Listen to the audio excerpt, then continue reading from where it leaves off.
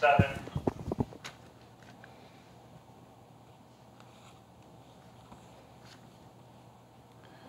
Hey everybody, we're back live here in Nashua, at Nashua TV. So sorry about what happened there with the live feed. Something beyond our control with YouTube. We had to set up on Nashua TV's Access YouTube channel here today. I'm just going to step back for a second to make sure everybody understood and saw the catchers for the Nashua team with Jack Kelly, Nick Raposo, and Mac Chelly. Get the Dodgers team there for us. Just make sure they saw the Dodgers catchers as well. So you had Pat Winkle, Brett Koffel, and Taylor Mier. Okay, we're going to head over to the pitchers now to move this along. Just a second. All right, the Dodgers pitchers. Leading it off of Bristol Blue, Neil McDermott, Seton Hall. Seton Hill. Seton Hill? Seton Hill, yes, baby. Thanks, Seton Hill. All right. Another Bristol Blue, Emmett Sheehan, Bryant, 2.34 ERA, 26 strikeouts. From the Vineyard, Connor Hall, Marymount, 0.73 ERA, 12.1 innings pitched. Another Shark, Devin Damasio, New Haven, 1.73 ERA, 24 strikeouts. And another Shark, Sean Babineau, Springfield, 2.34 ERA, 21 strikeouts.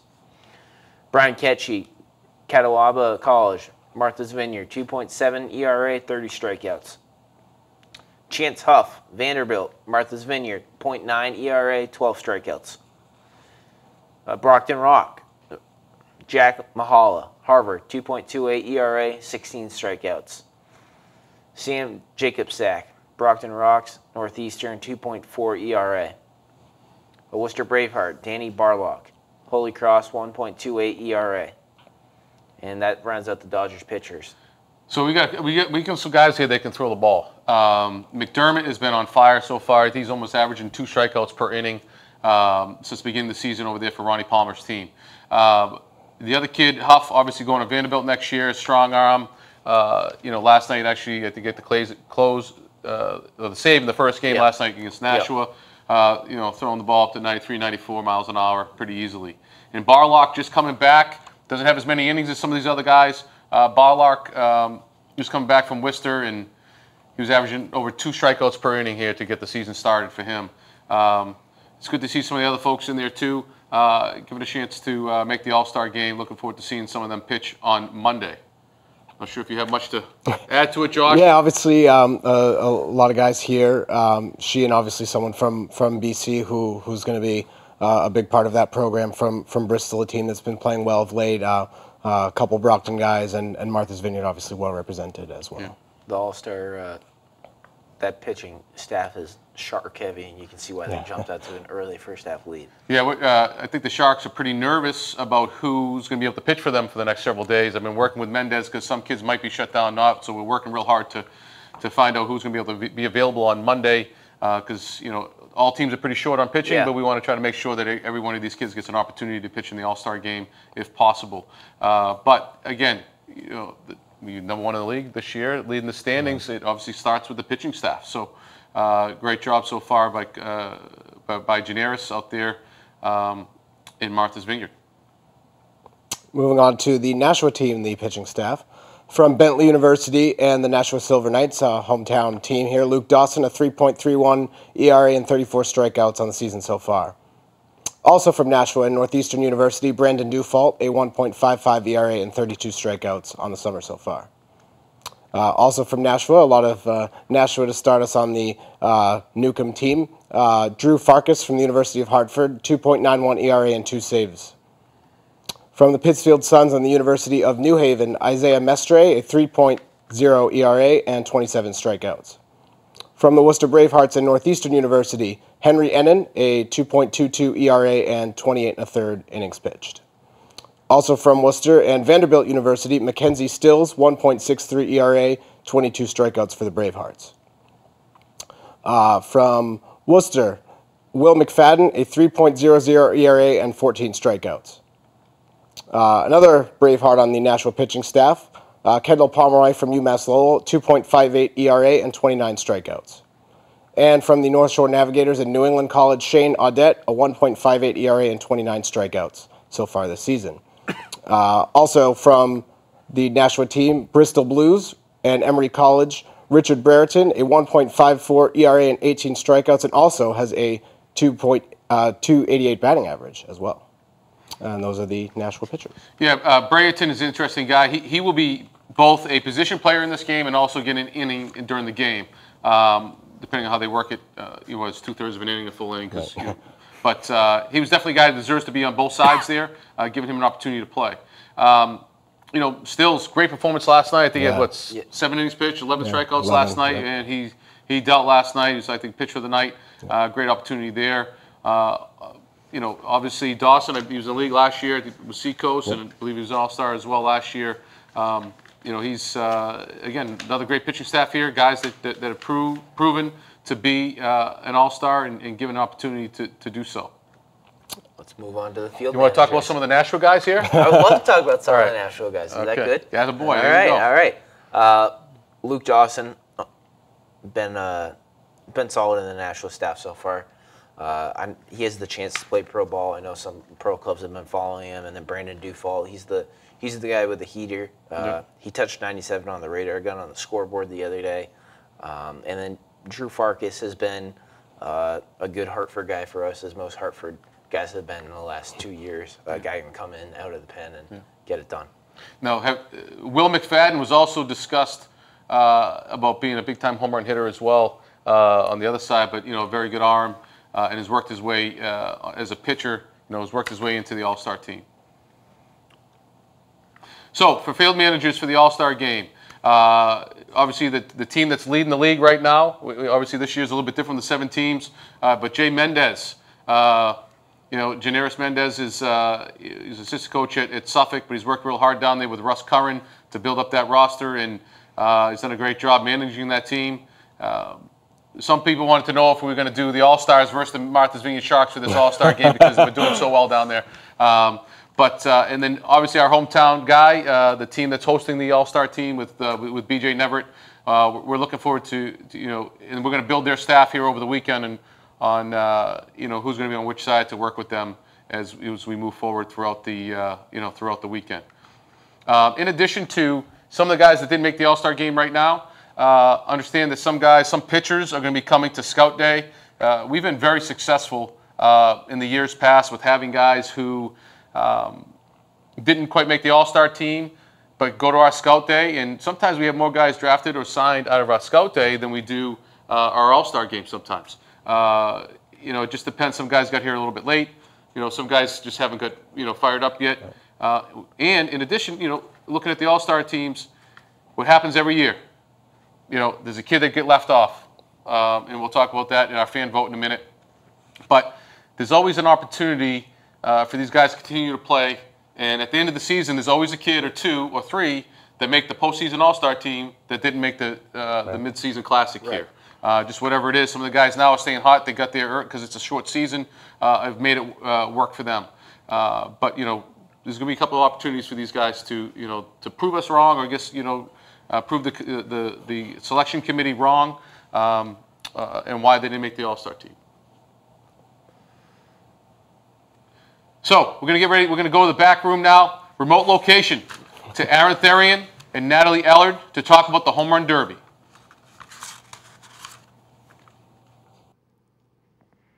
Hey everyone, I'm Natalie.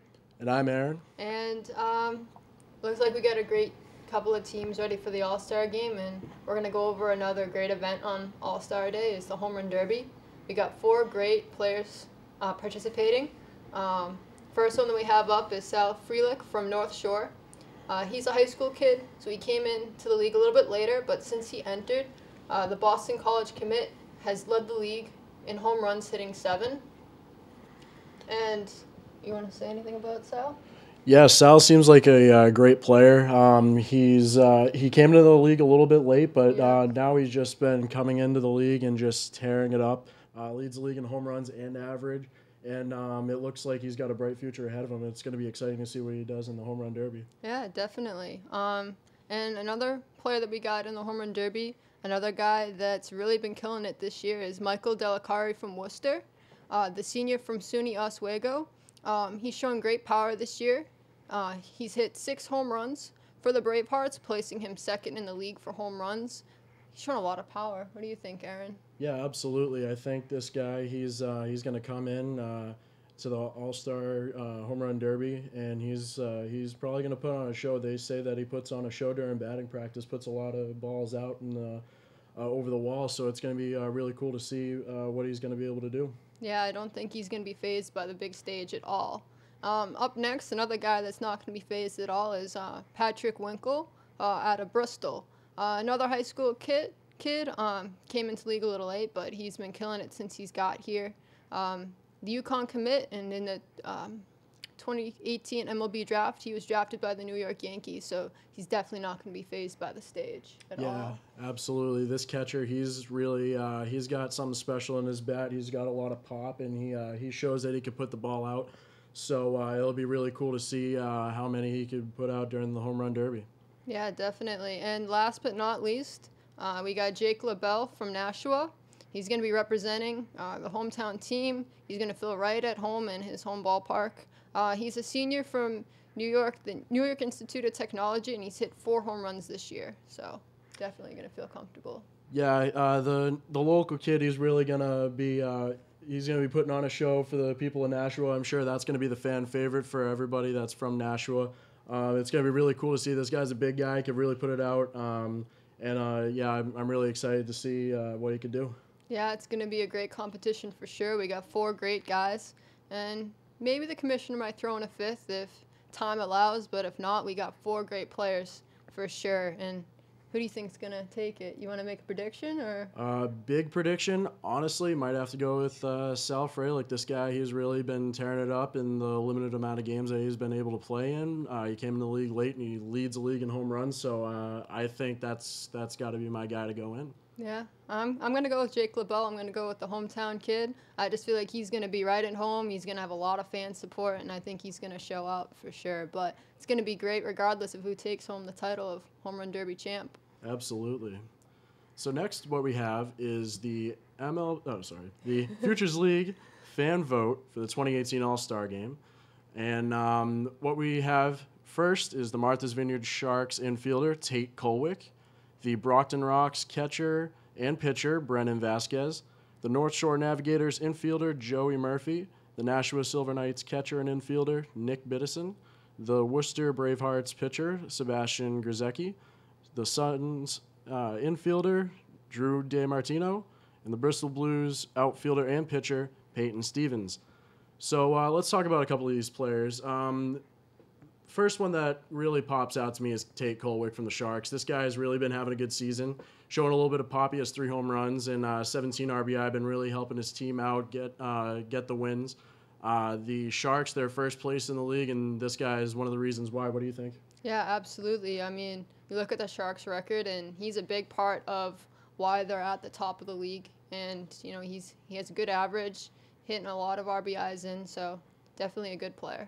Sure. Yeah, absolutely. So the next guy that we want to talk about is the Worcester Bravehearts pitcher, Sebastian Grzecki.